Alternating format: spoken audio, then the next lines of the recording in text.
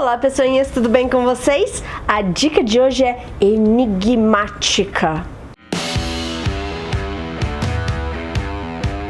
Eu não sei se vocês sabem, mas eu era uma profissional da área de tecnologia e larguei aquela doideira justamente por esses problemas misteriosos que a tecnologia traz pra gente.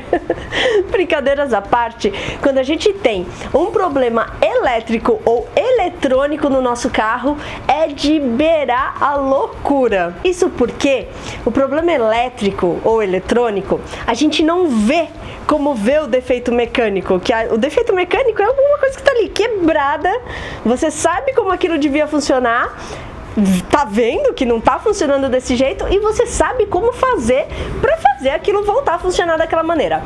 O problema elétrico ou o problema eletrônico, ele é misterioso, né? A gente não consegue ver o que está acontecendo e precisa de um monte de aparelhos para testar o sistema e entender onde é que está o defeito.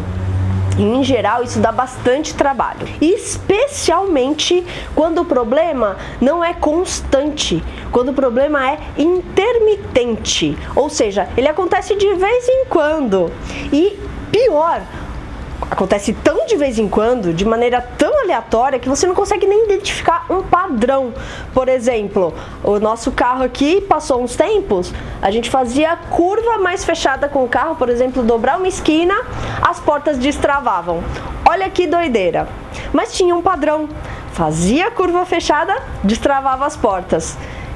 Ainda assim, a investigação do defeito levou a um problema que não tinha nada a ver com curva. Era a bateria, que já estava no fim de vida, e a gente só precisou trocar. Então, defeito elétrico e defeito eletrônico realmente exigem muita investigação por parte do profissional que vai fazer essa identificação. Algumas coisas são comuns. De novo, usando o exemplo do nosso carro, defeito que eu preciso resolver imediatamente. Olha só como está a seta. Aqui, ó, no retrovisor, vocês conseguem reparar nela piscando. Mas aqui, nada acontece. Lá atrás também está piscando. E aí o que acontece dentro do carro? Você de dentro do carro dirigindo nota que a luzinha da seta no painel começa a piscar mais rápido do que o normal e fazer barulhinho também mais rápido do que o normal. Isso é uma indicação de problema no sistema de sinalização. No nosso caso aqui, simples de resolver. É a lâmpada da seta daqui da frente que está queimada. Mas às vezes isso pode acontecer por outros motivos. Aterramento, por exemplo, falta de massa. Então, quando você vê assim, visual onde está o problema, é fácil de consertar. Se não, precisa de investigação mais profunda. O grande perrengue dos problemas elétricos é que, em geral, eles são mais complicados mesmo de serem investigados. E como eu disse, precisa de equipamento e precisa de uma vasta experiência do profissional que vai fazer essa investigação. E na hora de reparar o problema elétrico, especialmente quando são necessárias emendas de fios, o cuidado tem que ser redobrado. Eu já comentei sobre isso por aqui em algumas outras postagens sobre a parte elétrica do carro, por exemplo, com relação a alarmes. Mas quando a gente precisa fazer uma emenda num fio no carro da gente, não é usar o método arame de pão, sabe? Que você junta os dois fiozinhos, torce, prende pro lado e passa uma fita isolante.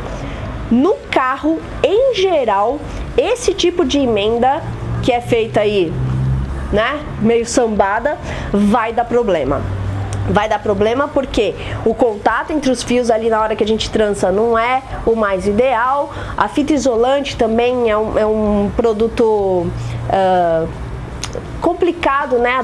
A durabilidade dela não é tão legal. Então, uma emenda de fio, por exemplo, o mundo ideal no carro da gente é fazer uma emenda soldadinha, né? Com estanho, usar uma proteçãozinha em cima da emenda que seja mais eficiente, como por exemplo um terno retrátil. Então, exige mais cuidados e mais profissionalismo. Na realidade, o mais ideal mesmo é que o cabo seja crimpado com conectores. Aí sim essa emenda fica muito muito eficiente, mas uma emenda soldadinha com uma boa proteção em cima já é bem legal. E como eu comentei que identificar o problema é sempre complicado, se você, dono do carro, conseguir identificar um padrão onde o defeito aparece e conseguir explicar isso e até replicar isso na hora de mostrar para o mecânico ou para o eletricista, vai facilitar demais a identificação do problema, da origem, da causa do problema. O que ressalta mais uma vez como é importante a gente ter uma relação com o nosso carro e saber conversar com ele e escutar quando ele está conversando com a gente também. Agora me conta aqui nos comentários quais são os perrengues elétricos e eletrônicos que você tem no seu carro ou que já teve em algum problemático. Mas ó, não vale fazer piadinha com Peugeot. Aproveita e deixa o seu joinha, compartilha a dica com a galera e a gente, como sempre, se vê no próximo vídeo.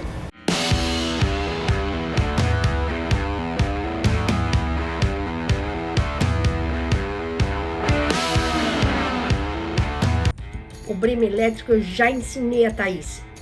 Resolve com isso aqui, ó. Olha.